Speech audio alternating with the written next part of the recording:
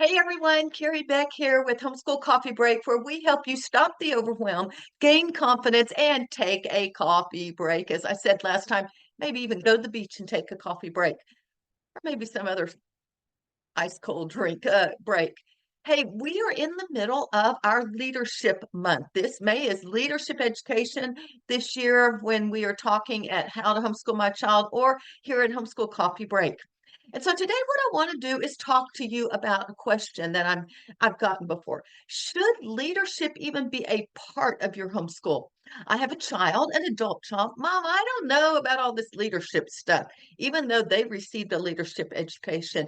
The irony was when my daughter was asking that, my friend Andrew Pudawa, who founded IEW, we were discussing, I think I was interviewing him, and he mentioned something about he had a child that was questioning, he was calling it freedomship education. And if you're wondering what freedomship education is, go back to last week's. I talked about freedom in your homeschool. So today I want to sort of move it forward and go, well, okay, we've talked about freedom, but what about leadership?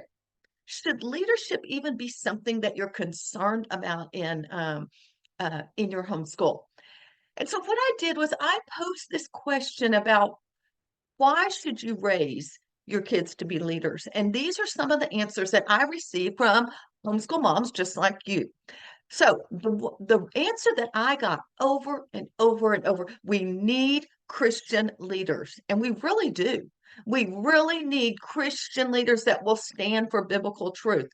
It's the right thing. It's our calling to raise our kids to lead for Jesus Christ. The other reason is because we want our kids to be salt and light and truth. And if they are going to be different than the world, they're going to have to get some thick skin and be able to lead in a different direction than where the world is taking us. Another one, prepare for future generations. That's exactly right. We need to prepare our kids and then future generations as well. And that means they need to be able to lead the next generation, their own children or their grandchildren. It is a way that we can serve God and others, advance the kingdom. These are answers that I received from people about raising leaders. Another one is Christian leaders give a positive impact and they influence the society. And that hopefully that's true. We need to be influencing it from a Christian perspective. Business leaders, we need Christian leaders out there in the world of business. I don't know about you, but when I live in a town, it's not like Dallas or Houston. It's a mid-sized town, Bryan College Station, Texas A&M. It's grown a lot. But I will tell you, it's a lot of times the leaders, like our mayor, city council person, heads of nonprofits, are entrepreneurs. They have their own business. Now, they could still be like an accountant or a lawyer, or maybe they own a store, but a lot of them are not employees. They are entrepreneurs, meaning they are a leader in business and they are having a huge impact. So we want godly leaders, especially in the local level. It gives us freedom. Okay, I already had a whole podcast last week about freedom and freedom in your homeschool. And you go back and listen to that, and it'll tell you different types of education and how you can find freedom in your homeschool, freedom in your life. Then to bring glory and honor to God, to be able to lead well and not follow the crowd, not follow the world. And the enemy's there ready to get you to suck in. So those are some reasons. How in the world do we do this? I'm going to just go through this very quickly. I will tell you that we do have a free masterclass, 4 steps to raising Christian leaders. So I don't have time. That's a whole hour, and we'll dive deep into that. But let me give you a few of ideas. I think the biggest thing that godly leaders need is godly character and a godly vision of what's going on. So we need to raise our kids to live like God, build character in them. Go to the Bible and use the Bible to build that character. Let the character be on God's shoulders instead of, mom and dad being the bad person. Give them a vision of where God is heading your family, and then begin to help them, especially as teens, to find a vision of where God is leading them individually. All right, so character and vision. I believe character is the most important thing. A couple weeks ago, I had a chance to interview Kathy Morrissey. Go back and listen to that. She gave She gave some great information, ways to do it. How do you plan? She gave 10 steps on how to plan your character building. So go back and listen to that one as well.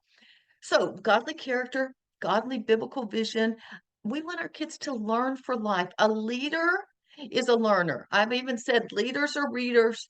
Some people disagree because they don't always read, they just listen. Well, you can still now listen to a book on audio, but I believe we are constantly learning and we don't stop. Education does not stop at a high school degree or a college degree. Education should be for life. Was Who was the guy? Oh, I can't think of his name, but he has a quote about education, and he says the earliest, he wrote the book, I think, How to Read a Book. I can't remember.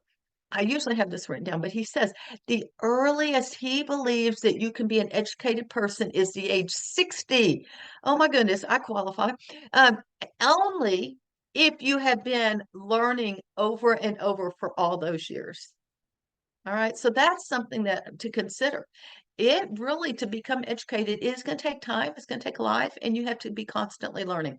So if you want your kids to be lifetime learners, you've got to encourage them to enjoy their learning. You need to give them the things that they need, the tools to be able to learn as well. Go back, I just did a thing on tools of learning a few weeks ago, but go back and listen to those. So we want them to learn for life, and we can't just give them a textbook and expect them to know how to learn. We need to train them and we need to inspire them and encourage them and do some fun activities. So, godly character, biblical godly vision, a lifetime learner, and then something, if they're going to lead, they've got to use their little noggin up here and be able to think. And so we need to give them opportunities to make decisions and use their thinking skills. You can model this as a mom or a dad thinking. They can't read your mind. So tell them, hey, we're trying to make this decision, and these are the things we're thinking. Verbalize it so they can see that. That will begin to help them be able to think critically. And so, if you have thinking skills, you're going to want them to think critically. You want them to think biblically, and you want them to think in making wise decisions. Start simple, okay? Um, Even a 6-year-old, well, do you want peanut butter and jelly or ham and cheese? I mean, that's a decision, not a real important one, but it is a decision. Get them to start making decisions and leading in their life, taking ownership in their life. So, godly character, biblical vision, lifetime learners, thinking skills, and then the last one is communication. People skills, relationship skills. A leader is not a leader all by themselves. A leader has to have people following them. And so they have got to be able to communicate. So in your homeschool, you need to have ways of helping your kids communicate, both written and verbally.